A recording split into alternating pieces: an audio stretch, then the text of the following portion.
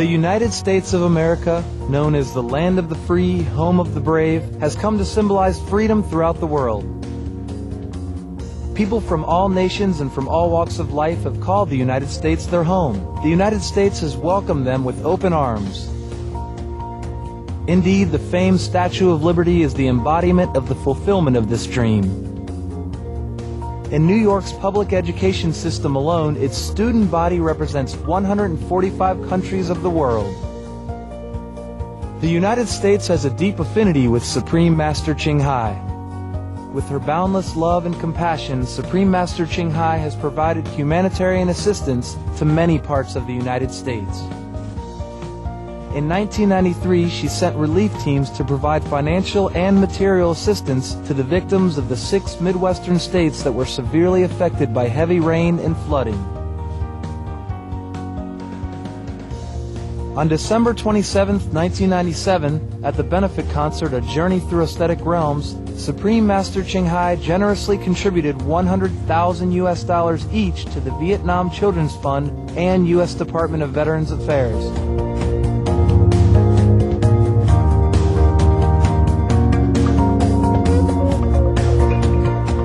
The following year, at another benefit concert, One World of Peace Through Music, she once more contributed generously, with 2 charity organizations being the recipients of her love.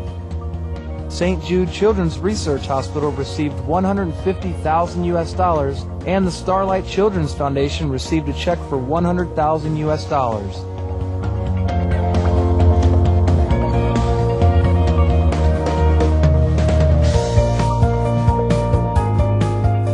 And in the face of the worst human tragedy to ever occur on U.S. soil on September 11, 2001, Supreme Master Ching Hai had also responded by immediately sending relief teams from around the country and all over the world to Ground Zero in New York City. Supreme Master Ching Hai's financial contributions amounted to over $300,000 to organizations aiding the victims. To this day, Supreme Master Ching Hai continues to extend her loving compassion to all parts of the U.S., from Virginia, Ohio, Kentucky, Alabama, to California, Florida, Texas, Hawaii, and other states.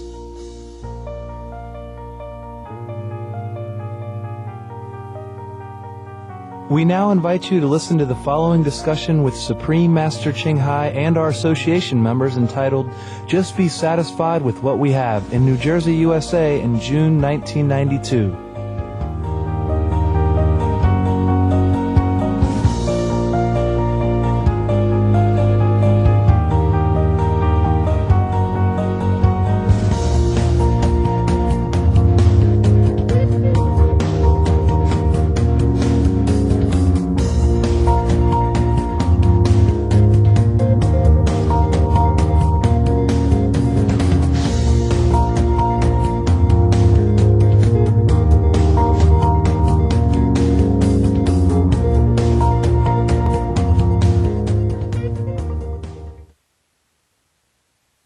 There was a monk in India, and he used to go out and, begging for something, yes. And he only have one cloth, the lawn cloth that he cover where he's supposed to. And then there's no problem. He's contented, and every day he go out and have alms from people, begging, and have enough to eat, and then he go and meditate. Very beautiful, and he have a small hut. He have only one cloth. Oh, he have 2. He has 2. One he wash and one he wear, okay? So sometimes he goes out and he puts his cloth on the roof to dry. And then come the mouse, and always tear his cloth into ribbons. And then he have to go out and beg for another piece of cloth, yeah? So it happens many times like this. So the monk was at a loss what to do. So other people, the neighbors would advise him, say, you cannot go on forever begging for cloth. Well, you just keep a cat, and then the cat will take care of the mouse. And you have no problem. Who is going to keep donating cloth for you all the time like this? So the monk, after many times begging, so he said, okay, this is not bad. Okay, so he keep a cat. And somebody come along and give him a cat. And now the cat is here, so he has trouble. He has to go out and beg for some milk for the cat. So some good-hearted person come along and tell him, you cannot go on forever, go out and begging milk for the cat and food for the cat, you know. Just keep a cow. Keep a cow. Because we don't mind to give you milk, but if we have to give milk for the cat as well, you know, it's a little bit too much. It's okay, we give, but everyone else is not the same. They will not give it to you every day. Then you have to sacrifice your milk for the cat even. So keep a cow. We have a cow, we can donate to you. And you can be very convenient. You have milk for yourself, and the cow also give you some of his waste, and you can use it for cooking. Also, everything convenient. Everything convenient. So they also have the cow ready for him also. Yes. Anyhow. But in India even you can get a cow at any cost. You understand? They just walk around and maybe you just get one. Some of them are ownerless, you know, homeless. Homeless cow. So anyhow, after much consideration, and the monk accepted the cow. Yes. So now he has to milk the cow and all that. Okay? And now he has to go out and beg the straw for the cow. The straw. Because he's a monk and he lives in that part of the Himalaya, no grass so much. Have to beg for the straw for the cow and build a shelter for him and all that. Okay, now so far so good. But then someone else will come along and advise him, say, you cannot go on begging forever for straw. Who's going to give you all the time straw for the cow, you know? I mean, we feed you, but we're not obliged to feed your cow and your cat and all that. So, you know, keep a housemaid, you know, keep a housemaid. Marry a wife. Get her married. So now the monk is in serious problem. Yeah. Because the monk doesn't know how to cultivate, you know. Therefore, he said, the good advisor said to him, oh, you can keep a housemaid, you know, a farmer male, or marry a farmer so that you can cultivate land. We have so much land around here, all wide. You can cultivate and then you can have enough straw for your cow, and also you have enough, you know, corn and wheat, all that, for you to eat. So, you know, now it's getting more and more serious. So the monk married. Yes. And afterward they cultivate the farm, all right. But then they have children, and they have to take care of the children, and then have to get the teacher for the children and all that. And they get in bigger and bigger business. And one of those days, his master came back. And he was keep asking for the so-and-so monk that's supposed to live in a hut next to the river 3 years ago. And nobody knows if there's such a monk at all. So he keep asking his way up to the farm of these monks. And then he realized what had happened. All because of a piece of loincloth. Yes, one extra more. If he has only one, he wear it, no problem. He has two. One to wear and one to dry, to wash, that's why. So that's what happened. It was a true story. That's a true story. And the monk was so much regret after his master came back. But the master do not stay. He said, I told you to practice. I didn't tell you to keep cows, dog, cat, wife, children. Yeah. And then he has a whole farm, and they have to hire so many farmers because so many things, you know, they grow and they keep expanding, and it become like a farm. You understand? He left everything in the world to become a monk in order to be detached from the world and to have minimum necessity for his life. And then he ended up wealthy, a big farmer with cattle, many cattle and a wife and children and many workers. And getting bigger and bigger all the time. And he's so busy counting money and, you know, checking the harvest and that. He has no time for meditation anymore. It's all finished. Monk job finished. Get another job. And just like a lay person. You should not be attached to monk or not monk. Okay? You all are monks. Just because you still earn your money and looking after your family doesn't mean you're not monks. If you keep the precepts and you meditate and you are enlightened, and you are very detached to this world and all the things that you have inside, truly detached, then you are monks. Understand? So just try to meditate more and look up into your own master inside and the monk inside.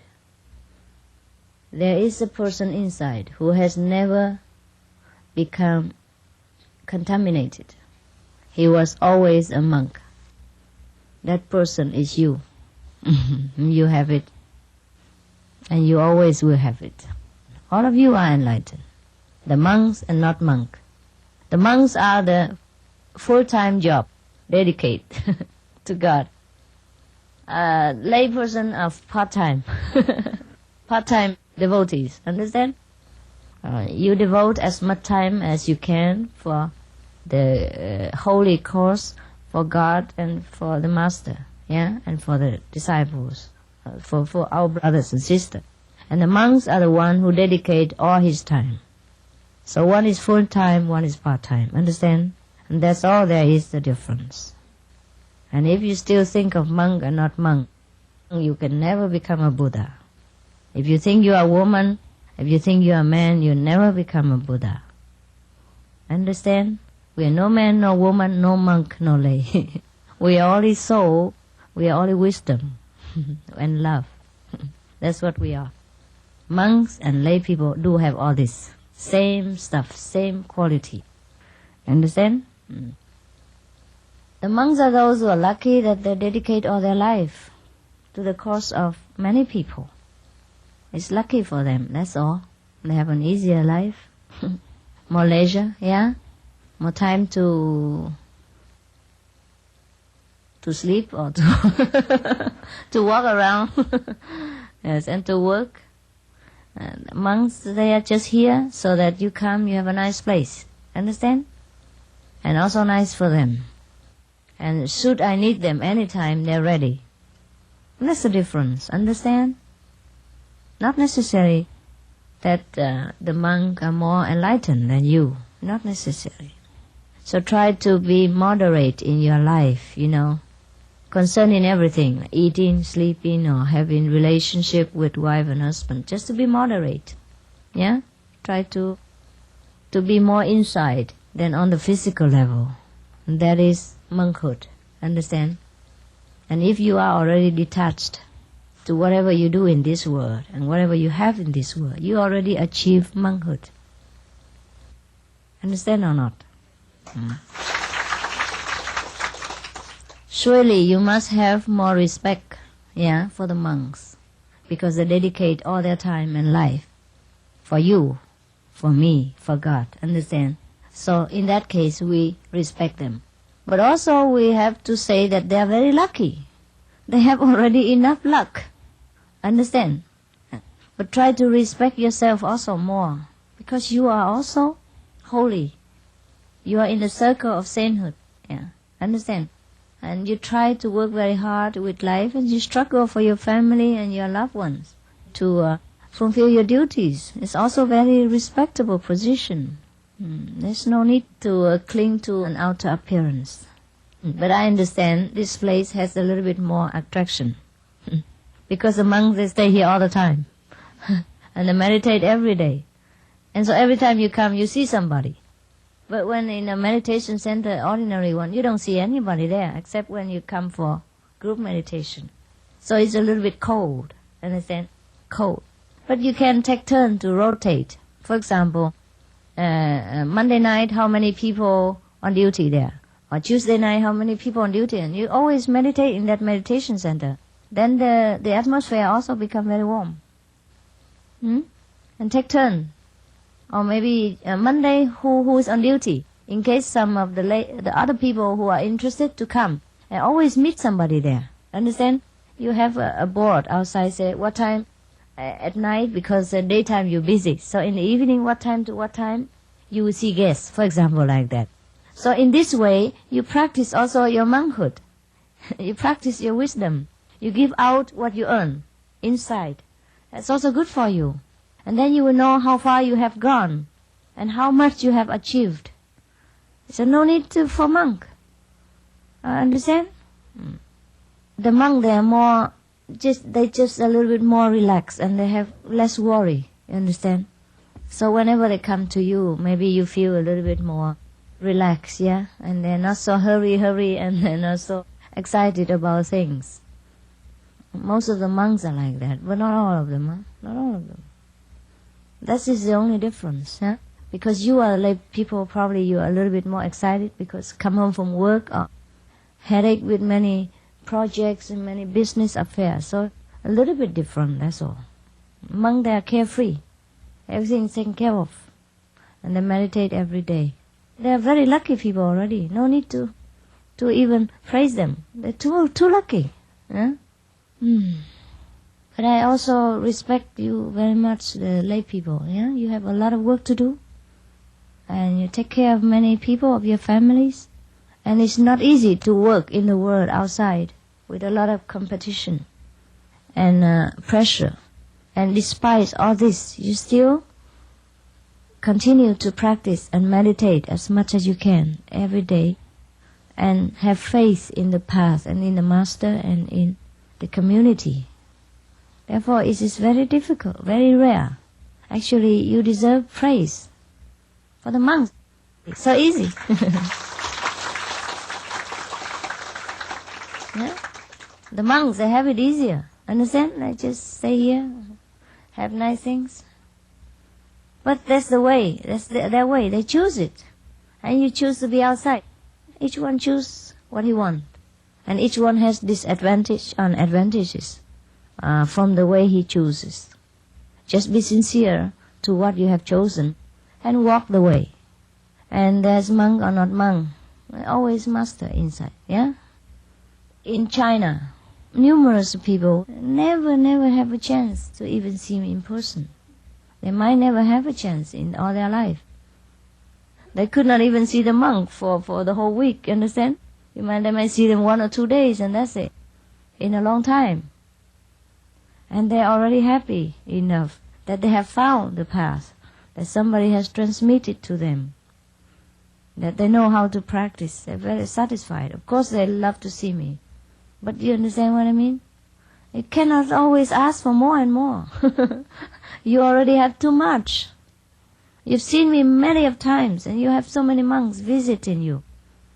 But the Chinese people in China, mainland China, and the Vietnamese in Vietnam, they're so eager, so longing, and they can never see a glimpse of me or any monk. Understand? So we have to know, even though we don't have enough, but we have much more than many other people. Otherwise, we never have enough.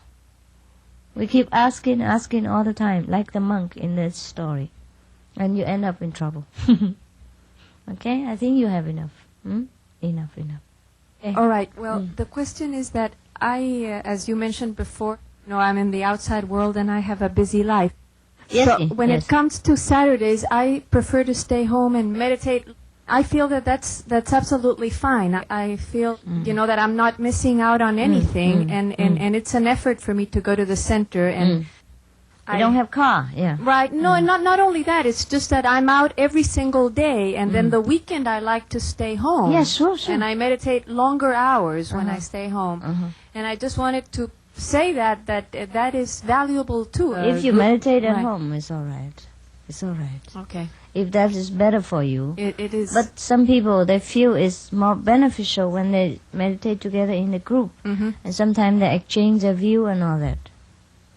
Sometimes people find the group meditation is more powerful. Yes.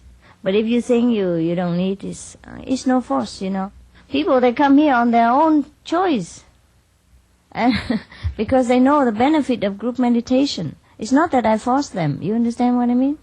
As long as you stay on the path and you think you are always progressing, Even practicing alone is all right. You have master, so you have two. Two. A group meditation for two. But sometimes the group meditation is very beneficial. That's why Jesus say in the Bible, say, when two sit together in my name, I'll be with them. But in some cases, we cannot always find two, so we have two, one with the master. So we cannot lose anywhere. I just wanted to share with you, I was walking at the park, at the High Point Park here in New Jersey. Yes. And I looked up into the trees, and all the leaves were full of caterpillars, and they were eating the leaves of the trees. Yes. And one of them was eating, and he ate himself off the tree, and the leaf floated down, and he fell down too. And he kept eating. He was like he didn't notice it at all. So, yeah. That's all. So what is it?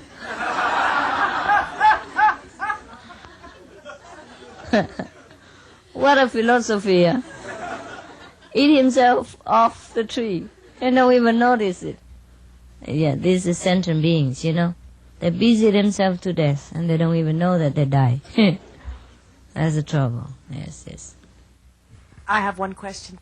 Would it be unwise for me to become involved with and have a life with someone not initiated into the Kuan Yin method and who is also not a vegetarian? Maybe he would change into vegetarian if he loves you enough. Yeah, people might change, you never know. But it's better to talk it over, huh? I understand all this. So try to make the best out of it, eh? Make compromise, talk with each other. See what you can do, all right? It doesn't do him any harm, give him a change, and also good for his body and good for you. All right? Yeah? This is regard to the meditation. Okay, if you get to the certain level and then somehow you got pulled down, when we start over again and it's time for us to leave or die, or do we go to that level or we go to the level that we just got pulled down? Understand. Then you stay in that down level, of course. What do you think? If you are on the top of the ladders and you fall to the middle of it, then suddenly you die, then you are there, no? You're in the middle of it. It's okay. Don't worry about levels so much. Most of people come here every week Yeah? from Boston. Yes, most of Boston people. Because here they feel this belongs to them, and trees and all that, and they feel good, that's all. It's all right, it's kind of vacation, weekend vacation. Many people drive many hours to the sea, or to a retreat like this, even outside people, yeah? And just now I have received a few Americans, as you have seen. They drive from here to the beach. It takes them 3.5 hours. They do that every weekend, just to go to be in the seaside, at the seaside. So why not you come here? Huh? It costs you nothing here. It costs a lot of money to go to the beach, just to listen to the outside sea waves. And here it costs nothing, and we can listen to the inside. I feel very good now when I come here, in this center, this time. Feels like staying. Because of the atmosphere, I guess, yeah? When I came here the other day, I was all alone. There were a few monks around, only nobody here. And we walked all over places and saw all of your construction. You know, beautiful, visible and all that. It's beautiful. I see you put a lot of love in it, in this place. Therefore, it feels very different this time when I'm back to this center. So even if we have a bigger place and cheaper and more convenient, I would be reluctant to sell this now, after you have put so much love in it. You have to work for the people, that's all. To serve people in every convenient way we can.